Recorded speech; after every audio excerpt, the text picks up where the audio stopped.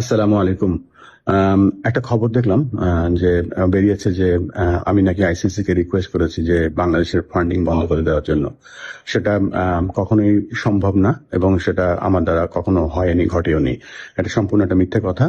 এবং এই যে সিন্ডিকেটটা যে কাজটা করছে, আমি যখন কাজ করতাম বাংলাদেশে তখন আমাকে প্রত্যেক দিন তারা ডিস্টার্ব করতো।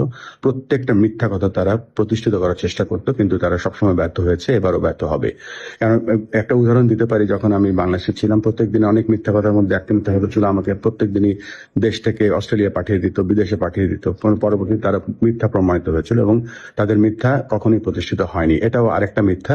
কেননা আইসিসির কাছে আমি কখনো কোনো রিকোয়েস্ট, এমন কিছু রিকোয়েস্ট করবো না যাতে বাংলাদেশের কোনো ক্ষতি হোক। আর আমার কথা আইসিসি কেন শুনবে?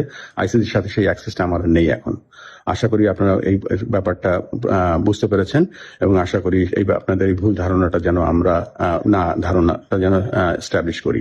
প্লিজ, আপনার বাংলাদেশ ক্রিকেটের সাথে আমরা আছি এবং বিশ্বাস করুন বাংলাদেশ ক্রিকেট এগিয়ে যাক, বাংলাদেশ ক্রিকেটের যাক ভালো হোক, এটাই আমরা চাই।